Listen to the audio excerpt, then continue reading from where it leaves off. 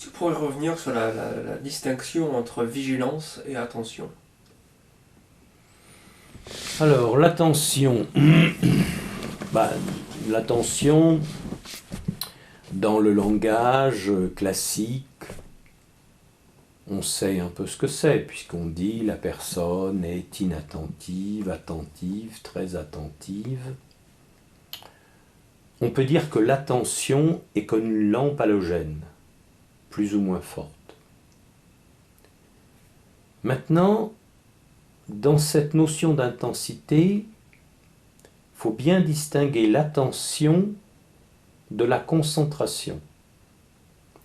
Alors la concentration est certes une attention forte, mais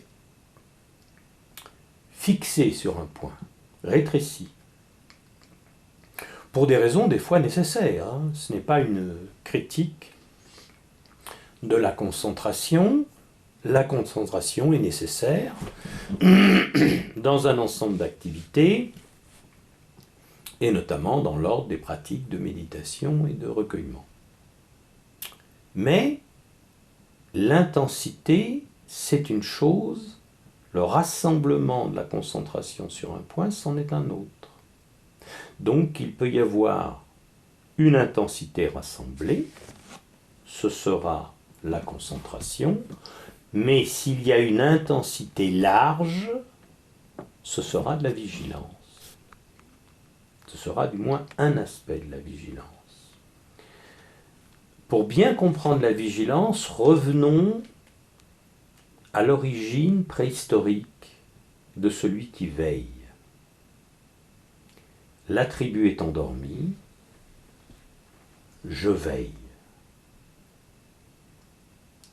Je ne me concentre pas sur quelque chose, parce que je ne sais pas d'où peut venir le danger. Ça peut être une odeur, ça peut être un bruit, ça peut être une sensation diffuse.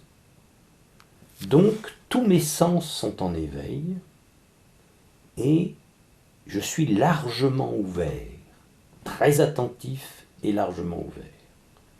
Toute concentration serait nuisible à ma vigilance. Alors voilà le premier aspect de la vigilance. Le premier aspect, donc, c'est une attention large, intense mais large, alors que la concentration, c'est une attention intense mais fixée. Alors, tout dépend des circonstances. Alors, prenons exemple, par exemple, de celui qui va se lever à 4h30, 5h du matin pour prendre son train de banlieue et aller au travail. Imaginons également qu'il a des petits problèmes particuliers, je ne sais pas, par rapport à des factures qu'il doit payer, une discussion familiale qu'il a mal digérée, bref, peu importe. Et donc, ce souvenir-là, ces préoccupations reviennent, mais il se concentre dessus. Et donc, il est inattentif à tout le reste. Et il ne voit pas la beauté du moment. Il ne voit pas les dernières étoiles en train de disparaître. Il n'entend pas le bruit extraordinaire du train qui arrive. Il est inattentif. Alors, sa concentration sur ce problème serait licite s'il fallait trouver une solution. Mais il n'est pas en train de chercher une solution. Il est en train de ressasser la même chose, de répéter ses petites préoccupations mentales, etc., etc. Et ça, c'est vraiment une mauvaise concentration. Donc simplement le fait d'avoir une attention large à l'ensemble des choses qui meublent le moment, l'ensemble des choses, c'est-à-dire l'ensemble de la pièce, si on est dans une pièce, l'ensemble du paysage, l'ambiance du moment, la luminosité, les bruits, tout ce qui constitue le moment présent.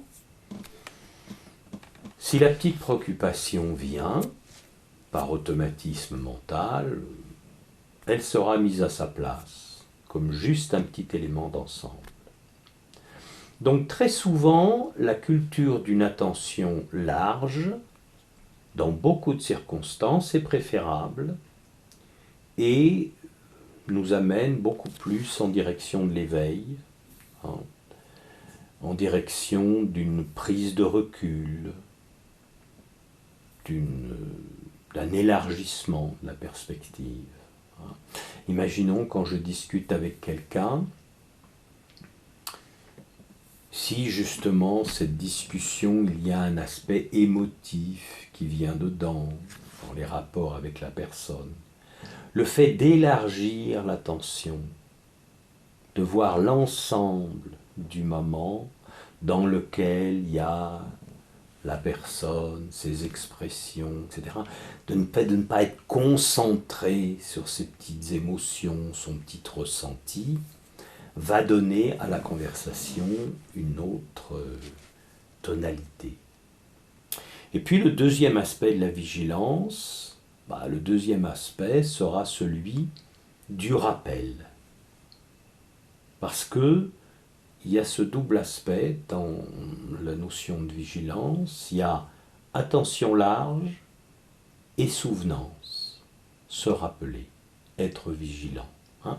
Comme on va dire, par exemple, soyez vigilant en conduisant une voiture, c'est-à-dire ne perdez pas le fil, ne partez pas dans vos pensées, restez attentif. Et donc ça, c'est sur la durée.